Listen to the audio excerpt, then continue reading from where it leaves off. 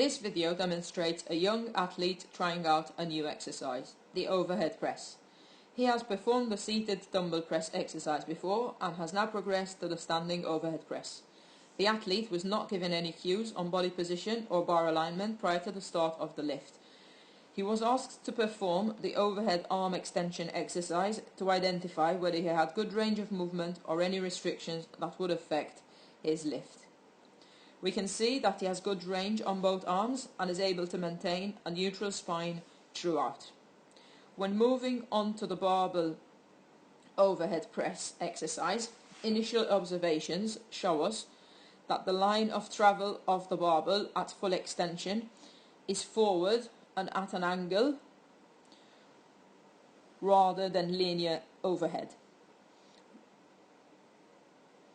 We also notice that there is some flexion at the wrist at the top end of the exercise. The athlete maintains neutral spine throughout and has good control of his trunk musculature. When cued, he is able to adjust the position of the barbell movement so it is more vertical overhead, as well as adjusting the position of the wrist when extending overhead.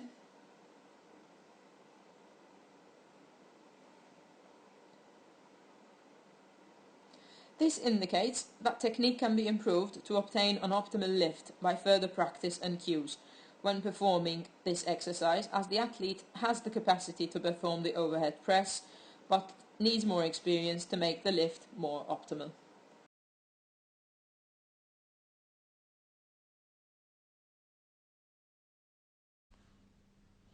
In this video, the athlete will be performing the overhead press exercise. We can see straight away that he loses trunk position when lifting the bar overhead. He's utilizing a stabilization strategy by extending the spine rather than bracing the core, resulting in compressive forces on the vertebrae. This could be the result of limited trunk musculature capacity or a limited range of movement in the shoulders.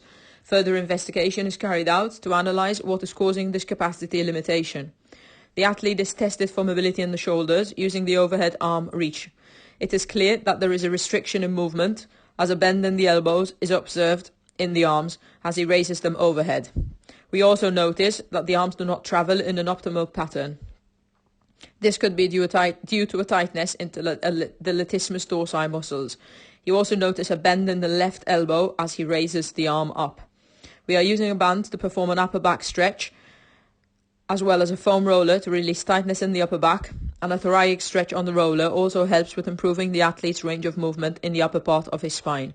To improve trunk muscular strength, the dying bug exercise is used. We can see that in this supine position, he is able to demonstrate good control of the trunk and able to maintain a neutral spine throughout this exercise. The athlete now performs the overhead press exercise with a lighter bar. We can see that there is less movement in the lumbar spine as he raises the bar overhead and has more control on the trunk stability. Following the upper back stretches, the athlete shows better range of movement in the shoulders when raising the bar overhead. Alternative exercises for the athlete are the seated dumbbell overhead press, as this isolates the upper body muscles and reduces the trunk extension when lifting a weight overhead. This allows the athlete to focus on the extension of the arms while having more support in the trunk and lumbar spine. This can be shown in this section of the video, where we can see that the athlete has more control over his core, and following the stretching exercises he also has more range of movement in the shoulders as he raises the dumbbells overhead.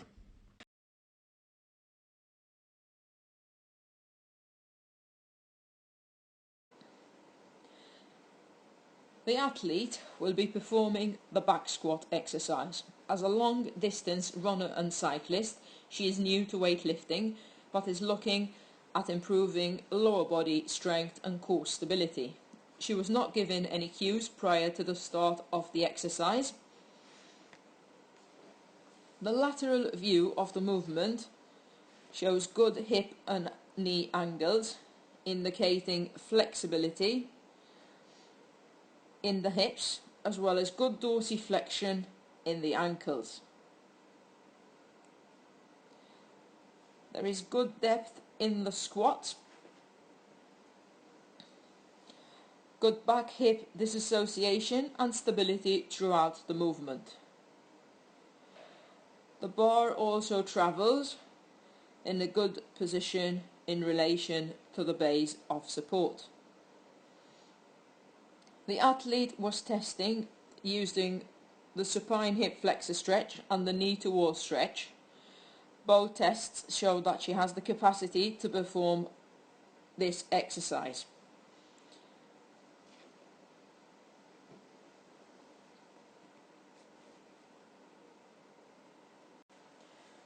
When looking at the squat from another perspective, however, we notice that there is an instability in the hips and the knees, resulting in the barbell travelling at an angle rather than parallel to the ground.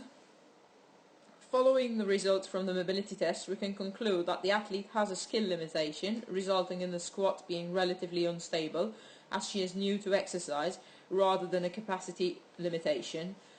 We also observe that when giving cues to stabilize the bar, the athlete is able to improve the movement and performance.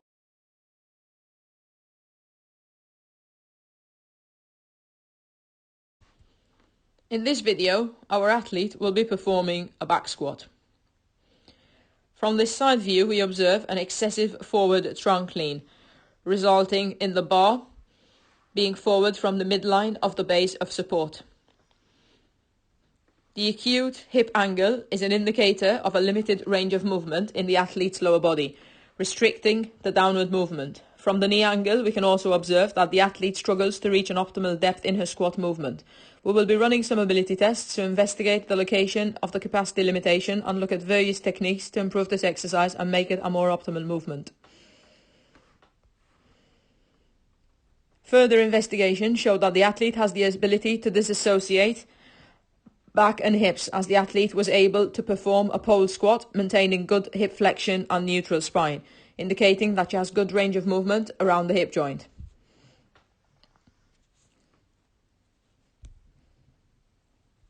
A supine hip flexor stretch also indicated good mobility in the hips.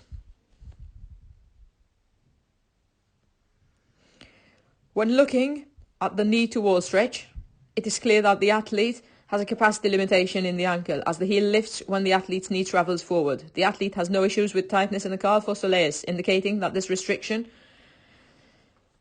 is a result of a lack of mobility in the ankle joint, possibly from a tight tendon. This dorsiflexion restriction is resulting in the athlete compensating with excessive forward trunk lean due to the lack of range of movement in the ankle. The athlete is performing the banded ankle lunges stretch to improve mobility in the ankle. Following this exercise, the athlete shows a better range of movement in the ankle, indicated by an increased distance of the foot from the wall when pushing the knee towards the wall. To aid the athlete with the lack of dorsiflexion, she will now be performing the back squat exercise with the heels slightly elevated, creating an artificial ankle dorsiflexion.